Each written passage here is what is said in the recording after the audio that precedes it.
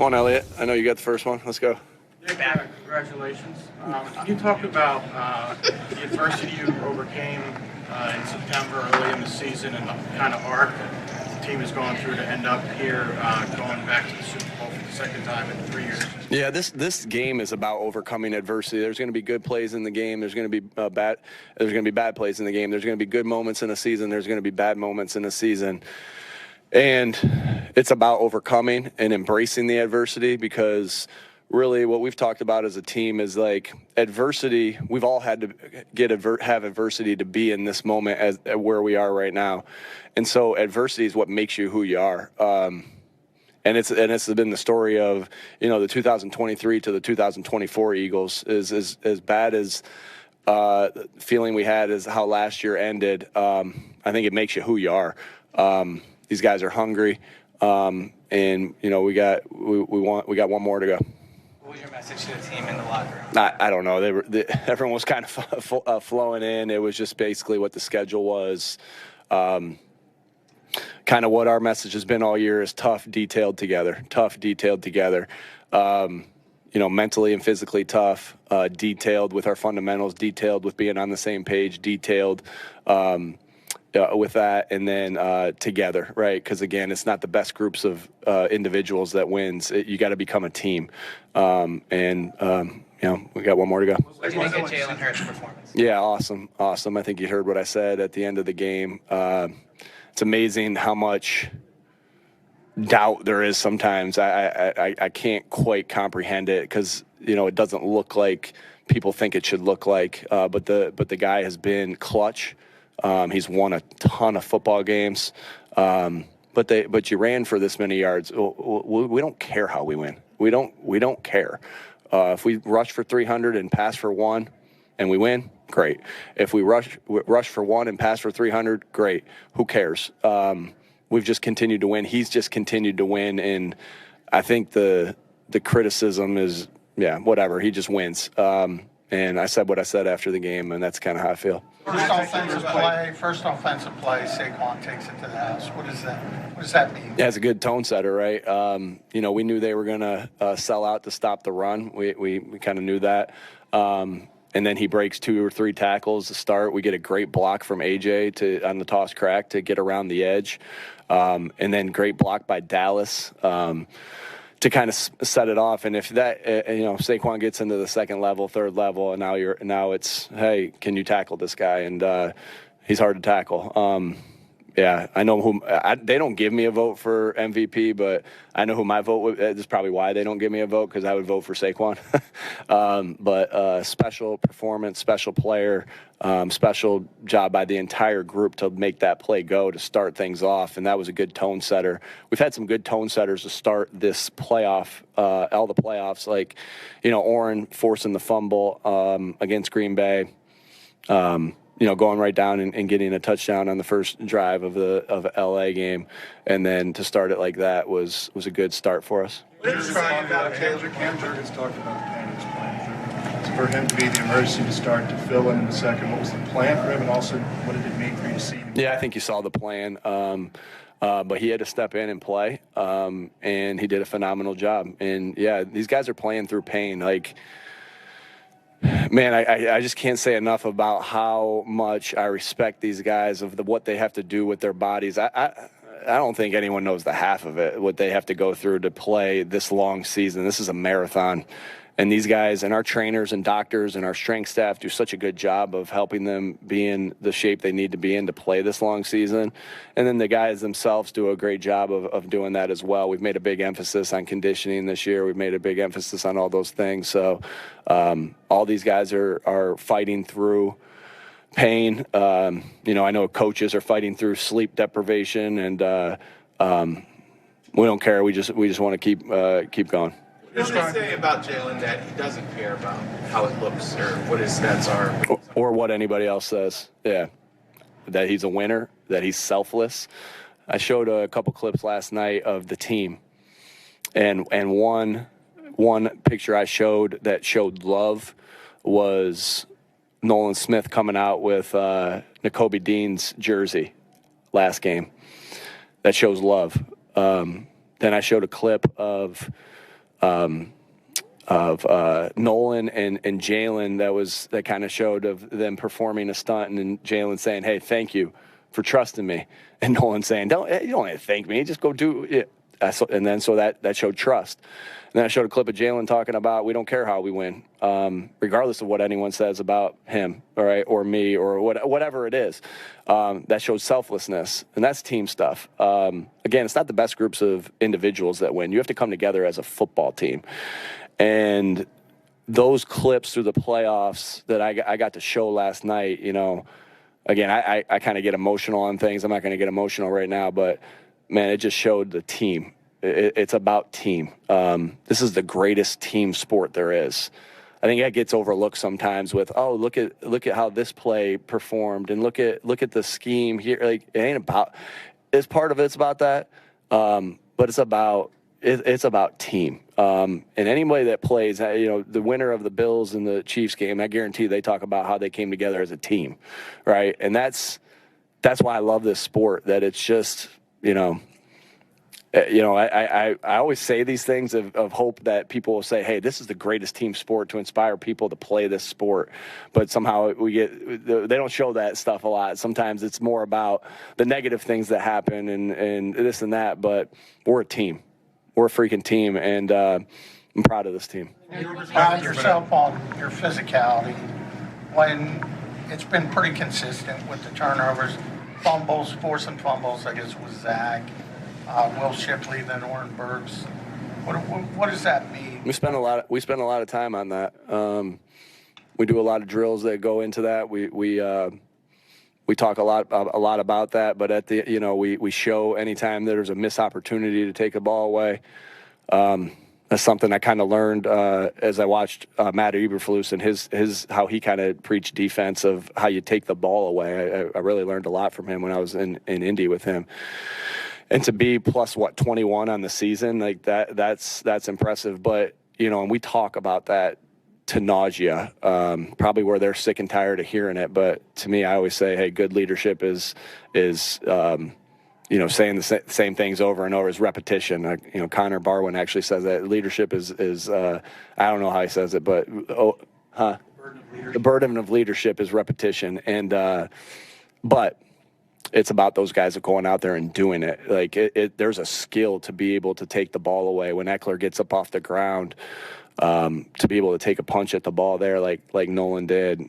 Will Shipley, I'm not sure he's tackled anybody before this year. Like Will Shipley, Kenny Gainwell on special teams. The contributions we've gotten from them, they were prime running backs in college that haven't had to tackle people. Like I don't think people understand how special that is. Like, and I get it. It's not going to be the pretty story or anything like that, but it is to us. It is to us. A couple more, please. What's it like to see so many rookies have important plays or roles on this team during this playoff stretch and leading you to? We don't care who's contributing. We're contributing to the guys that we know that can contribute. But with that being said, we've gotten great contributions from our rookie class. That's a tribute to Howie and his staff of all the work they put into to get the right type of guys in first and foremost. Again, talent only gets you the first part, right? You got to have something else to get to where we are right now. And we've gotten great contributions from Coop, from Q. I got a FaceTime from my college roommate, Jason Candle, who was Q's coach. I asked him if he was going to the Super Bowl. He's like, yeah, if you buy me a ticket. He makes enough money, he can buy his own ticket. But I'll definitely reserve one for him. But Trot and Jalix and Will, and I'm missing guys. I get that because they aren't playing like – I'm not even thinking about rookies, who's a rookie, who's not, because they're playing like vets. Yeah, it was cool. And I remember, I think, what was the record before 55 points today? Was it? 9, Carolina. Wasn't it 51? Yeah. Come on. It was 51 because it was the Buffalo Bills versus the Raiders, right? Yeah. And so I remember watching that game as a kid in Buffalo, in Buffalo, New York, Jamestown area. And watching that, and then being able to be around Frank Reich and kind of hear and then watching Four Falls of Buffalo and how they did it and all those different things, and to be able, Frank's got a lot of different records. Whether it's you good? Yep. Frank's got a lot of different records besides the greatest comebacks, but I remember them scoring those 51 points and to be able to get 55. I know you didn't ask this, but I'm talking about it. You know, Frank, we got your record there just from a great performance from our team. It looked like you were taking. Olivia, did you have one? Okay. I get a couple more. It looked like you were. I don't got much else to do after this. It looked like you were taking in the scene in the locker room there. Was that important to you? And what did you observe? I just thought about the next game. To be quite honest with you, it's like this is a great feeling. We've had this feeling before, and it just makes you hungrier. Just like the more hungry or hungrier, huh? Okay. It just makes you more hungry. I'm gonna go with more hungry. It just makes you more hungry to go there and play in this game again. And we're gonna have to, regardless of the opponent, we're gonna have to play a really good game to be able to reach our goals. Coach, speaking of Candle, Mount Union obviously has a rich history of the coaching family tree. What would it mean to you if you could be the first Mount Union alum to be a Super Bowl champion as a head coach? And also, if you would talk to Hall of Fame coach Larry Karrasch right now, what would he say to you? Yeah, well, Coach Karrasch, you're invited to go to the next game. It's on me. You're invited to go to the next game. Love to have you. And the things I learned there, just about detail, and just about not being satisfied with wins, but just how do you improve off of wins, and what I learned about winning, what Coach Karrasch and Mount Union football program has meant to my family. He's special. He's special, and learned a lot there about how to just coach this game. Had great memories with great teammates with those things, and that would. Did Dom Capers win one? Defensive coordinator. So I don't know. He's got Coach Capers has a building there that they kind of roped me into giving some money to as well. And so I don't know if we win, maybe they'll try to entice me to put some money into the football program as well. So go ahead. I didn't bring my family up with me, Mike. I know. Okay. You have a good memory. I know. The last time this franchise won a Super Bowl, your predecessor said this is the new norm. What have you done since you've been here, you think, to contribute to keeping this franchise at that level, and what was already in place to allow it? Great organization that we have, starting with Mr. Laurie, Howie. I don't think I've shied away from how much those guys mean to me. Again, you can't be great without the greatness of others, and it starts with Mr. Laurie. Howie does a great job of getting guys in here and helping there, just to have that solid GM that's been through everything is huge. Great partnership I have with him. And then it's about the people, really, to be honest with you. It's always about the people, and we got some great people in this.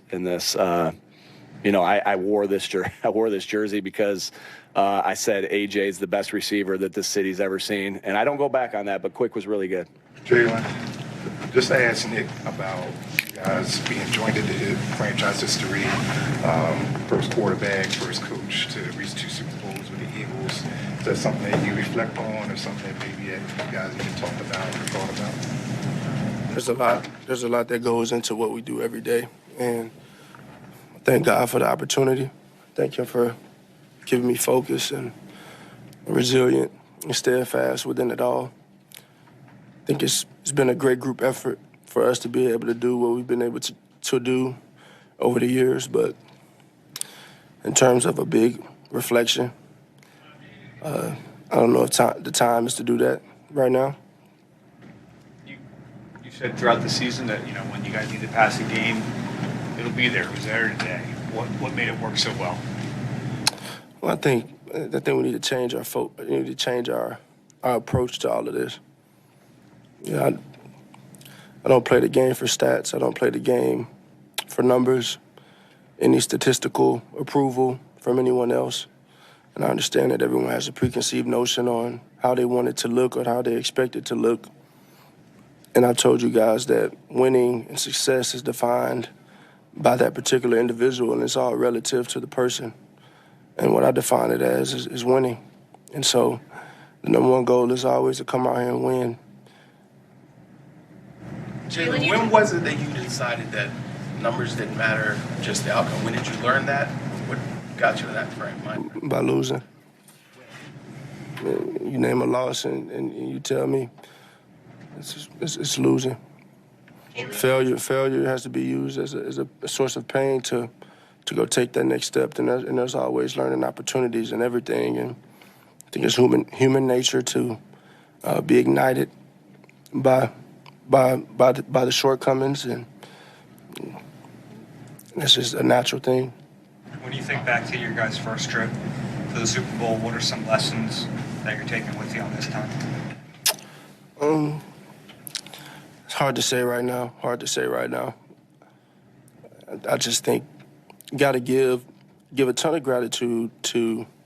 These are all my personal testimonies, and I know my personal perspective is not always a reflection of what is most important to the team and what we're trying to do as a team, because every team is different. And so I think clearly as a team, the mission is to go take advantage of the opportunities we present ourselves with.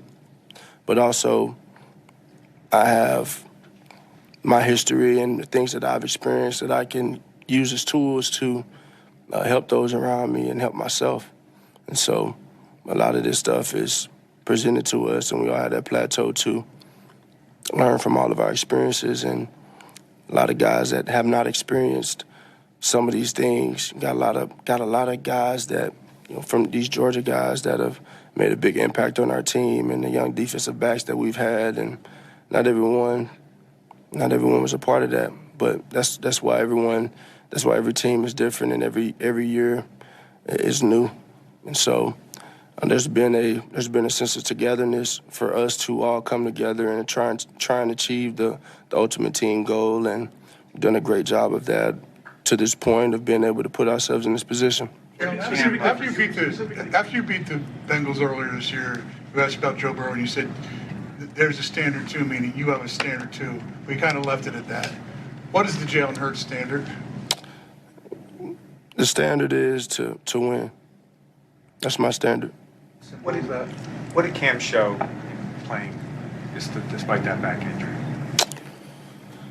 That was gritty. That was gritty of him. He hadn't practiced all week, really pushing through, and the resilience he showed coming in and being able to see the defense the way he was. Loved how he prepared. Obviously, the preparation showed, and man, he's been great all year. I won't have that reflective moment on myself, but I'll have that reflective moment on Cam and saying, yeah, you got one bad snap to start the season off, and all the questioning and all the things that were thrown his way, and so end up being a Pro Bowler and having all the things to deal with. We're replacing Jason Kelsey. He's done a great job. We'll need him to do that again this upcoming week. I can follow up from the center. In the first offensive play, the 60-yard touchdown, did you check that play at the last? Yeah, I made an adjustment. It was had to get us situated, get us to the right play.